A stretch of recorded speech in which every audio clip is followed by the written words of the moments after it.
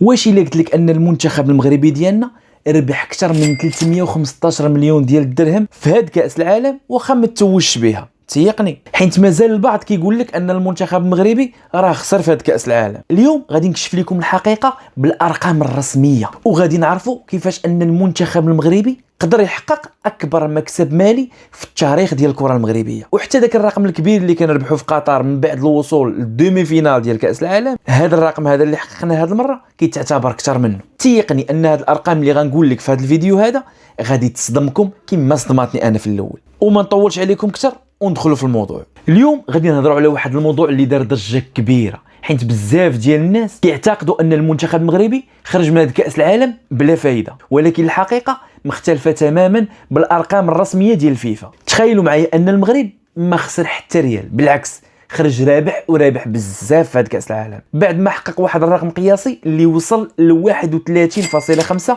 مليون ديال الدولار، اي حوالي 315 مليون درهم مغربيه. وهنا غتسولني منين جاو هاد الفلوس وكيفاش غادي يستافد منهم مستقبل الكره المغربيه؟ هادشي كامل اللي غنكتشفوا اليوم. غير صبر وخليك معايا حتى لاخر الفيديو، وكنوعدك انك غادي تخرج فاهم كلشي، لان اخر رقم غيصدمك بزاف وغيبدل لك بزاف ديال المفاهيم على كره القدم المغربيه وعلى هذه المشاركات العالميه. باش نفهموا هاد الارقام هادو مزيان خصنا نعرفوا الفيفا كيفاش كتحسب وكتوزع الجوائز ديالها. اللي خصك تعرف ان الفيفا ما كتسناش حتى يفوز المنتخب بكاس العالم عاد تعطيه الفلوس، بالعكس كل منتخب كيشارك في هذه النسخه كيكون ضامن واحد الجائزه ماليه، وفي كل دور كيتاهل ليه كترفع القيمه ديال الجائزه. يعني كل انتصار وكل تاهل مباشره كيترجم الملايين ديال الدولارات. وهذا الشيء بالضبط اللي وقع مع المنتخب المغربي ديالنا في هذه النسخه، حيت بمجرد ما المنتخب المغربي ديالنا ضمن المشاركه ديالو في هذه النسخه ديال كاس العالم، الفيفا عطات للجامعه الملكيه لكره القدم منحه تقدر ب10 ديال المليون دولار. يعني قبل ما الكره تدور في الملعب المغرب ضمن اول مكافاه كبيره ليه. هادشي اللي كيأكد قيمه التواجد بين افضل المنتخبات الكبار. وياك ما سحابك وقفات هنا،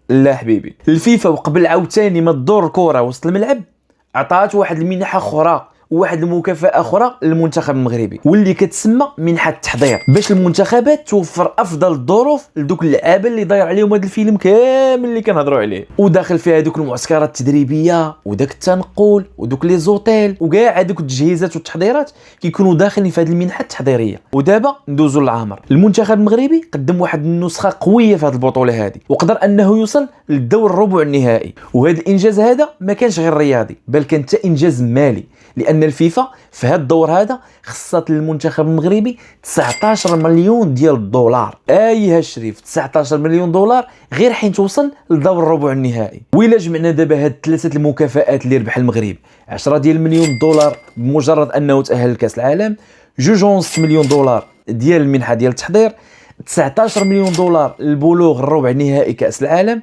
غنكون وصلنا هنا ل 31.5 مليون دولار، اي ما يعادل 315 مليون درهم مغربيه. وهذا الرقم اللي حققه المنتخب المغربي ماشي غير الاكبر في هذه النسخه بالنسبه للمغرب، بل هو اكثر من ذاك الرقم اللي حققناه في قطر وكنا وصلنا للدومي فينال، حيت في ديك النسخه المغرب قدر يحقق 25 مليون ديال الدولار، ودابا حققنا 31.5، يعني زياده بكثر من 6 ديال المليون دولار. هذا الشيء اللي كيبين لنا ان القيمه ديال الكره المغربيه كتزيد تكبر عام من نور عام. وإلا جمعنا داك المكسب ديال 2022 في قطر اللي هو 25 مليون دولار وزدناه على هذا المكسب اللي ربحنا في هذه المره هذه اللي هو 31.5، غادي يخرج لنا المبلغ الاجمالي 51.5. اذا المغرب قدر في ظرف 4 سنين يربح واحد المبلغ ديال 51.5 مليون دولار، وراه رقم ماشي سهل الدراري. ونزيدكم اللي غادي يربح النسخه ديال هاد كاس العالم غادي يفوز ب 50 مليون دولار. وإلا جينا نهضروا بلغه الارقام